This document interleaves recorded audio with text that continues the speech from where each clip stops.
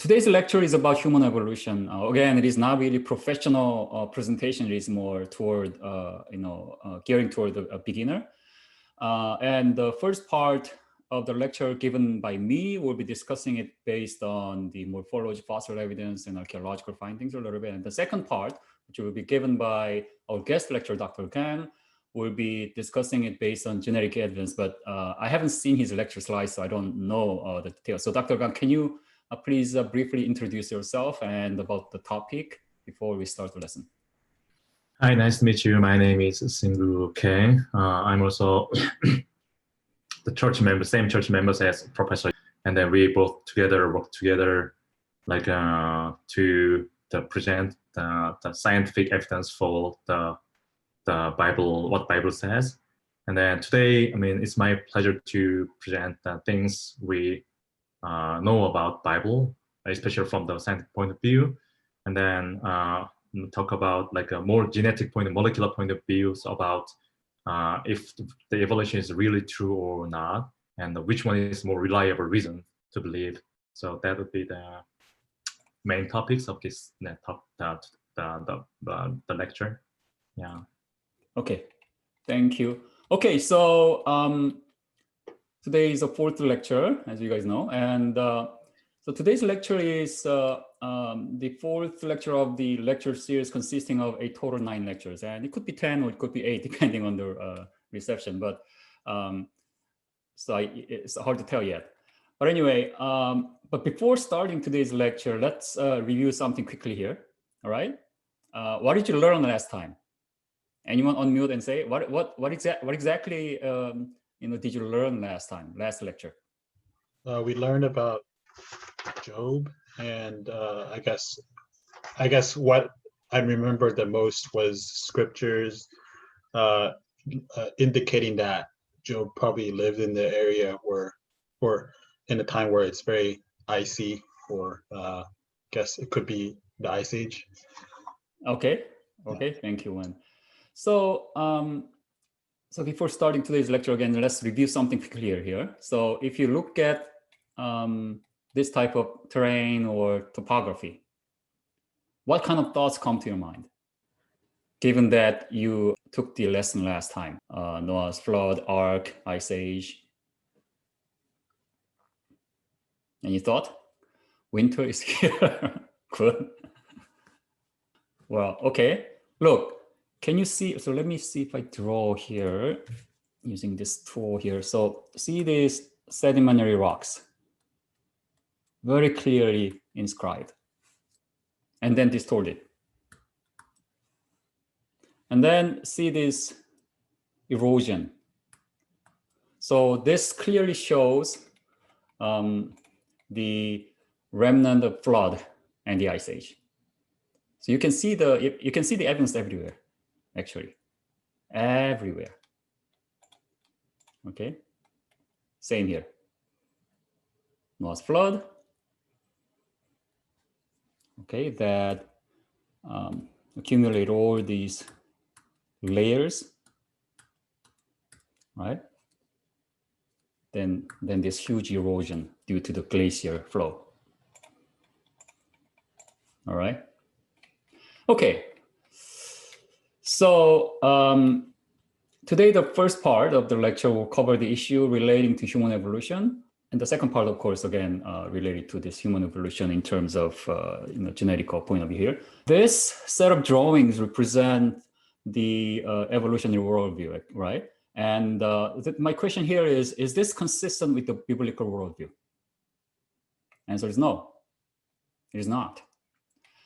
However, many people believe that human beings are originated from ape-like ancestors. More specifically, many scientists think that the physical and behavioral traits shared by all people are originated from ape-like ancestors that evolved over a period of approximately 6 million years. So let me see if I can draw again here. Chimpanzee split, all right? Early bipedal. So that's about 6 million years. So that's what they say. Okay. However, again, this is not consistent with what the Bible says. That's the problem. Is it possible to believe both the Bible and the evolution history? God never intended for us to take Genesis 1 to 11 as history, but as poetry. One may think that this approach leads to a lovely land of resolution where we can simply label controversial scriptures poetic. However, we've already found strong evidence that the Genesis history may be a real history, as we learned about Noah's flood and the Ice Age in the last few lessons, right? Plus, Jesus treated Genesis chapters 1 to 11 as actual history. But scientists obtain all the accurate information from the fossils in order to construct the history of human evolution, isn't it? So as a Christian, how do we reconcile this thing? Moreover, news articles regarding human evolution like this are flooding every day. Scientists discover a new species of hominin, a new clue to the timeline of human evolution. These are more, this is 2015, this is 2020, right? December 2020, more like this everywhere. So if you are interested in this topic and basically, right, Google basically leads you to do all these things. And I see these things, maybe 10 or 20 of these articles every day, different articles every day. It's just flooding. So how should we deal with this? What is your thought when you read these types of reports in newspapers or magazines? What is your thoughts? Can you share your thought? I can share a little Sure. bit. So I know for evolution, one of the key facts of evolution, which would need to prove it true, is that there are these intermediary species, which are like the origin of the ancestor species between humans and any of the other organisms or apes or chimpanzees or whatever. But from what I know, they haven't been able to locate these key species yet. And so when I read these articles, I'm not really sure if they're talking about, I don't think they're talking about claiming to have found these species, but I think they're just claiming to find other species of other different types of these apes or these human-like animals. So to me, it just seems it seems like they're alluding to prove that evolution is true without still having the key evidence they need to prove it true. That's just what I think. Actually, I'm in agreement with you. All right, so let's move on here. So today we'll briefly look into, again, so this is also a recent article, say controversial 7 million year old skull may not have been as human as we thought. They don't really know. So today we will briefly look into these 4 major representative hominid fossils, namely Aldi, Lucy, Handyman, and Neanderthals, okay? So first let's look at the Neanderthals, our cousin, okay? So Neanderthals are believed to be evolved in Europe from African ancestors. And the dictionary says that Neanderthals are extinct series of human. So they call it human. But again, this has a theological issue. So I'm going to talk about it a little bit, okay, later. The extinct species of human that was widely distributed in Ice Age Europe between 120,000 to 35,000 years ago, with a receding forehead and prominent brow ridges. I'll talk about the issues of ages in the next lecture. So for today, I ask you to just ignore these numbers, okay? You will better understand the meaning of these numbers from the next lesson, okay? So compared to modern humans, actually they're different. They're not the same. Neanderthals had a more robust beard and proportionally shorter limbs. And these features are often explained as adaptations to conserve heat in a cold climate. Now, Neanderthals were first found near Düsseldorf, Germany in 1856, and brain size was about equal to that modern humans, although the brain size doesn't mean much here. The consensus by most scientists now is that modern humans and Neanderthals shared a common ancestors in Africa a long time ago. Interestingly, they used jewelry, musical instruments, and did cave paintings. They could talk, they could bury their dead, not dead, dead. Isn't this showing that they're fully human rather than less developed hominid ancestors? What do you think? Right? I mean, look, let's just throw away all our presupposition or prejudice, all these things, and just look at the evidence face value. Okay, so that's what we're gonna do today. So I'm not gonna force you to believe things are human, things are apes without showing anything, right? What I'm gonna do here is to show you the evidence, and then you make the decision. Okay.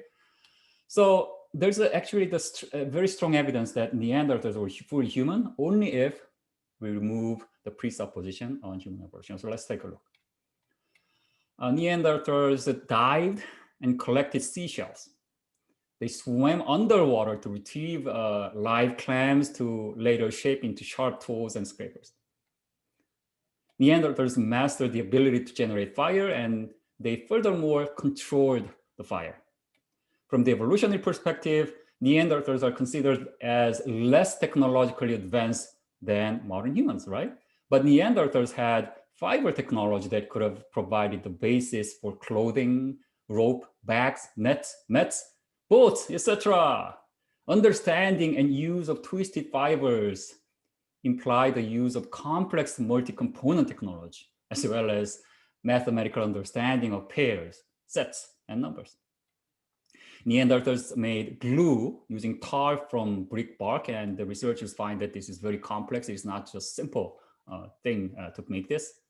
How about the burial sites? The burial is a very human and very religious act. Furthermore, Neanderthals lived in close association and integration with modern humans, since at 4 sites, Neanderthals and modern humans were buried together. They interbred with modern humans. And DNA evidence also demonstrates that the Neanderthals were fully human. The issue may be addressed in the second part of the lecture today, so I'm going to be brief here. Neanderthal inherited genetic material is found in all non-African populations and was initially reported to comprise about 2%. It is estimated that 20% of Neanderthal DNA currently survives in modern humans. Come on, Neanderthals were fully human. They were another extinct race that was scattered after the fall of the Tower of Babel. Now let's consider an important theological issue in regard to Neanderthals. Were Neanderthals soulless? One major old Earth ministry reasons to believe says that the modern humans were specially created about 50,000 years ago. And that Neanderthals, therefore, weren't humans, but animals, because Neanderthals must precede the human as they lived between 120,000 years to 35,000 years ago. So of course, they didn't like the finding that Neanderthals and modern humans had mixed, because Neanderthals have to be soulless to them. That means animal, and that means human and animal interbred. Does that make sense to you? And within the theistic evolutionary framework, all members of Homo sapiens who lived prior to the point when God made them like himself were all soulless, right? In other words, there's a spiritual discontinuity between the Homo sapiens and all species that preceded it. And in which state of hominid evolution God conferred his image and likeness upon chosen members among hominid? Think about it, right? So evolution is incoherent and inconsistent with scripture, nothing else. Neanderthals were human. They buried their dead, they used tools, had a complex social structure, employed language, and played musical instruments. And from the recent evidence of tar art and shell beads and so on I showed, the idea that Neanderthals were cognitively inferior to modern human is becoming increasingly untenable. The cultural evidence demonstrates that Neanderthals' behaviors and thoughts were fully human. Then where do the differences come from? We think that Neanderthals' anatomy differences are extremely minor and can be, for the most part, explained as a result of genetically isolated people that lived a rigorous life in a harsh, cold climate. I think this genetic point of view would be discussed in the second part of the lecture, okay? So if early human population were very small and isolated from one another, gradually each would accumulate different losses in mitochondrial DNA until they all look really, really different from each other because of the drift. So that is published in Nature, article Nature, right? In 1997.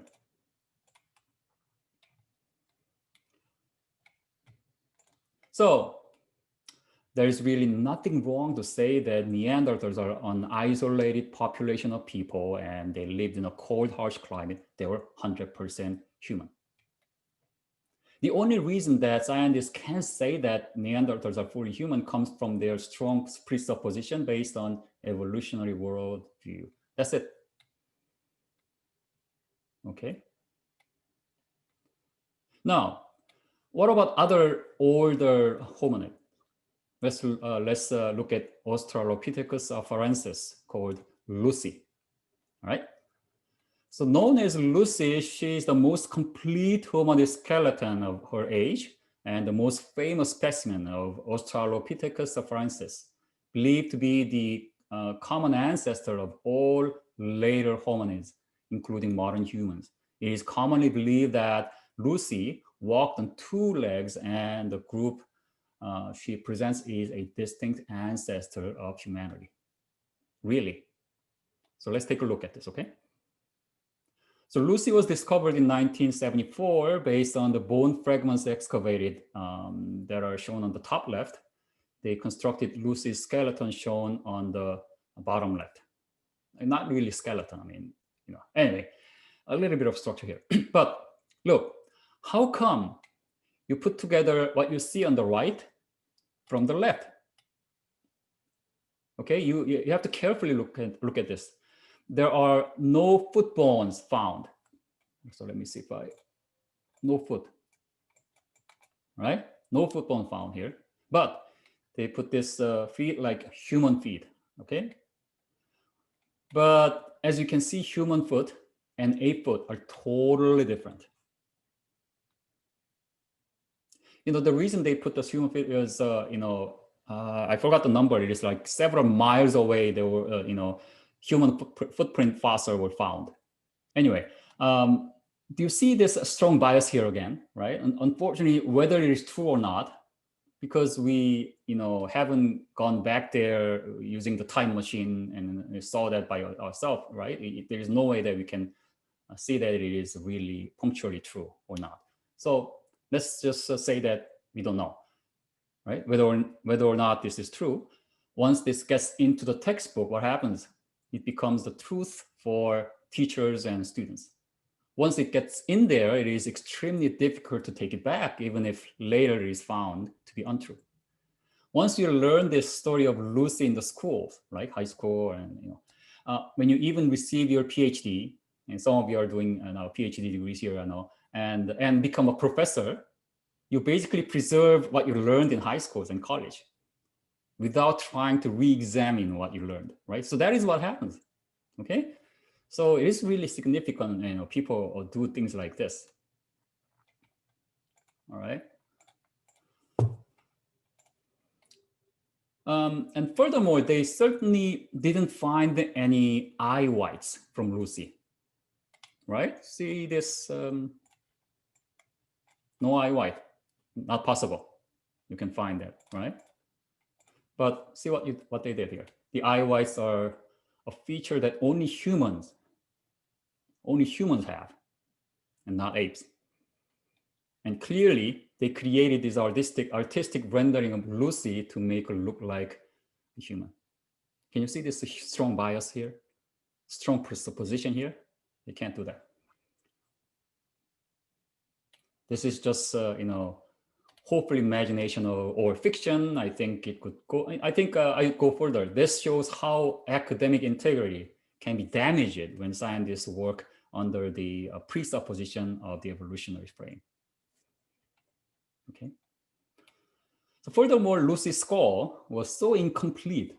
So you see this Lucy skull, that's it, okay? Really, that's it. So Lucy's skull was so incomplete. So the skull shape they constructed here, let me see. They constructed skull shape, right? That was nearly a full imagination. Nearly a full imagination. Nothing more. Nevertheless, if we superimpose Lucy's imagined skulls with modern bonobo, is another ape, they're strikingly similar, as you see, right? Also, other skull, but they're not Lucy, and then there are different parts scattered around, and they show their spine. So let me see if so their spine going this way. Oops, too much. This way, right? Human's case spine goes this way. That is a significant difference here, right? So all other skull bones show that their spine might have entered into their skulls at an angle, just like chimps. Unlike the case of the angle of spine entering the human skulls, another strong evidence that Lucy walked on four legs. Okay. Next, while all of these bone fragments, fossils, were believed to be part of Lucy for over 40 years, scientists later learned that one of them was from an extinct relative of the baboon. So it was a sort of a fraud. Not exactly, intentional fraud, but it was mistakes, okay? Because, you can't really know, all right? So next here, while all of these, I show this baboon here, right? And then when we start from the Bible, a very different image of Lucy emerges. She was an ape, as this exhibition from the Creation Museum. The Lucy exhibit in the Creation Museum displays a variety of artistic renderings of what Lucy might have looked like based on fossil evidence. Now let's check more scientific articles about Lucy. Did Lucy walk upright?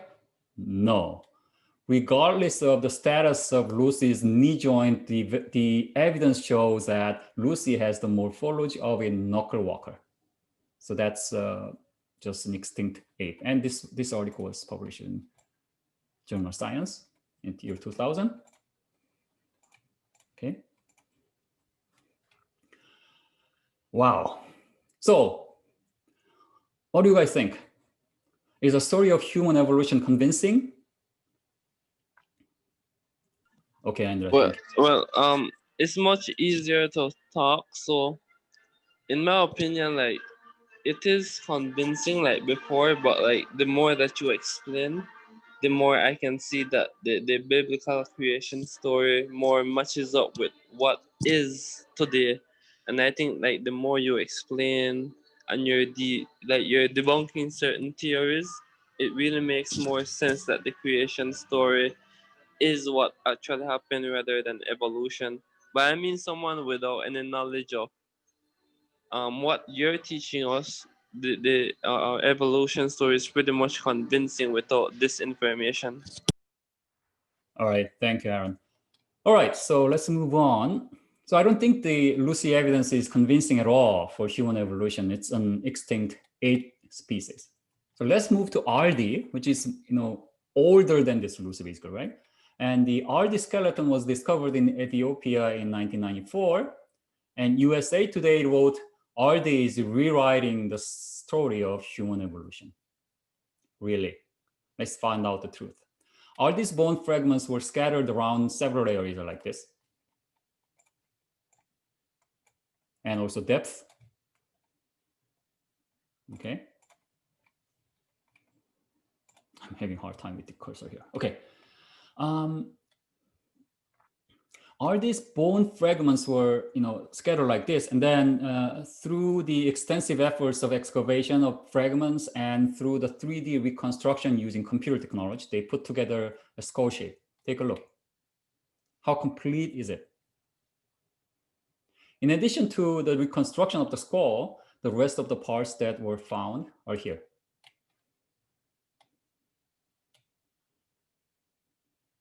This is it. Plus, from the reconstructed skull, it was clear that RD had a small brain, similar to that of a bonobo or female chimps. Again, an important part is missing in the skull segment. This is required to see if this entrance angle, right, of the spine, but that information is missing. But nevertheless, they just assume that that was vertical as human. Okay, but again, absolutely, there is no evidence in it. It is another example of a poor academic integrity, I think, because I don't think they do this intentionally, but this is their strong belief. Probably they have a stronger faith than our faith on this Trinity and resurrection and all these things. Okay, just they just don't recognize it. So see for yourself, compare the actual fossils and the imagination that showed on the TV and newspapers. So this is misleading. But actually, what's actually found is this. Okay, so you have to see this different worldview and what happened in this area in scientific field and TVs and so on. And a recent review article published in Nature says the claim that RD was pedestrian biped is vitiated because it is based on highly speculative inferences about the presence of lumbar lordosis and on relatively few features of the pelvis and foot. Again, this is it. Finally, Dr. White, the RD discoverer, said it really doesn't differ from apes. And that's a surprising thing. It's fully ape-like. Because it's ape, come on. Right? What is the problem here? They cannot say that it is just an ape simply due to their worldview of evolution. They do not know that they are constrained by the paradigm based on evolutionary thought. Okay, they're just encased in this evolutionary paradigm. That's it. RD was an ape. Okay, so now let's move on to Homo habilis, a little bit newer than Lucy, between Neanderthals and Lucy here. Giving you a hint, this is a little more pathetic than before. Homo habilis, or handyman, is known to be a species of old humans about 2 million years ago. Do you know how many skull fossils have been found to construct the drawings of its face like this? Why don't you guess? How many skull fossils have been found to construct these drawings? Okay, another question is how they dated the bones, and so this dating will be addressed next time, but they can't date these bones directly. So what they date is these metamorphic rocks in the sedimentary, between the sedimentary layers. Okay, so depending on where you find it, they just assign the numbers. So that's what they do. They can't directly age bone fossils age, and you're gonna learn why next time. Okay. So nobody could guess. These are all they found to construct these. So what are these? A incomplete jawbone with several extra teeth, and this is a rendering. What do you think?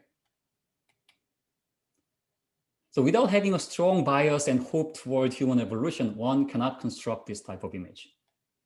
Okay, that is a major point. Without having a strong bias and hope toward human evolution, one cannot construct this type of image. Yeah, what a vivid imagination here. So, and these are from different sites and different things, and claiming 2 of the most complete sets of bone fragments, which, in my opinion, does not really add on to the story much, right? This looks a lot, but these are just, come on, right? No foot, no hand, and you can't really confirm that these are from the same species. They could be different, okay? There's no way that you can know. So according to the current theory of human evolution, the time slot between 2 to 3 million years ago has almost no fossil evidence to support it. A National Geographic article puts it this way: fossils attributed to Homo in the period of 2 to 3 million years ago are exceedingly rare. That means you don't really find anything. Again, I'll talk about the issue of the ages in the next lecture, okay? So you'll better understand the meaning of these numbers from the next lesson, because I can't just say it in 10 seconds, so 10 minutes, and I need like an hour, okay? Dr. Kimball, director of the Institute of Human Origins at Arizona State University, stated you could put them all into a small shoebox. That means all hominid fossils, all hominid fossils you found on Earth, right? You could, in that age, area. So you could put them all into a small shoebox and still have room for a good pair of shoes.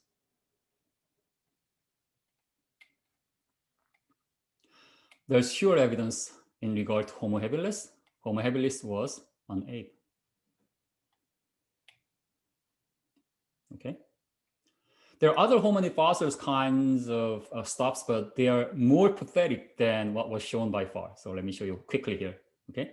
So Ramapithecus was claimed to be 14 million year old intermediate between ape-like creatures and humans. The claim was made based on a small part of jawbone. You see here, small part of jawbone. That's it. Okay. And later, baboon was found in Ethiopia to have the same teeth structure as Ramapithecus. Did you learn about Nebraska man in school? You remember? I did. The fossil evidence was discovered in 1922. It was used to support evolution in 1925 Scopes trial.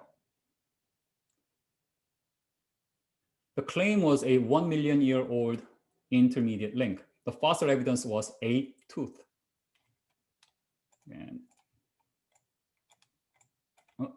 sorry, wrong button. This. And can you imagine that from a tooth, they create these drawings? Amazing. It's just amazing. Later, it was found that it was an extinct pig's tooth. How about Pure Down Man? Parts were found between 1908 and 1912 in Pure Down, England, including a portion of the human skull and a portion of the lower ape-like jaw. The claim was that it was a 500,000-year-old intermediate link. New York Times ran an article, Darwin Theory Proved True. It was featured in textbooks and encyclopedia. In 1953, scientists studied the bones and found that it was a total fraud. It was just an intentional fraud, manipulation. Okay, I just got this chat here. Paradigm shift is too hard to accept for people. Yeah, it's true. It's true. It is uphill battle. Yes, uphill battle. Next, Java man fossil were discovered in 1891 in Indonesia by using Du Bois.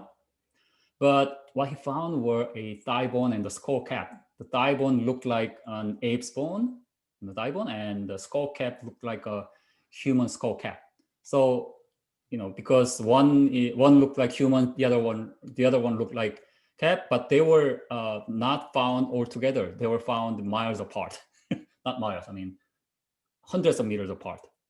And then Eugene Du Bois just assumed that these were from the same. So the Java man was believed to be an early human fossil, estimated to be between 700,000 and 1 million year old. And the artist's depiction show how creative and hopeful the people who have faith in evolution can be. These types of things should never be used as hard evidence of a missing link between humans and apes. Okay? What do you see now? All these so-called hominin ancestor fossils show that they were either fully apes or fully humans. Some others, basically, they are either fabricated or they're lack of evidence. All right, any question?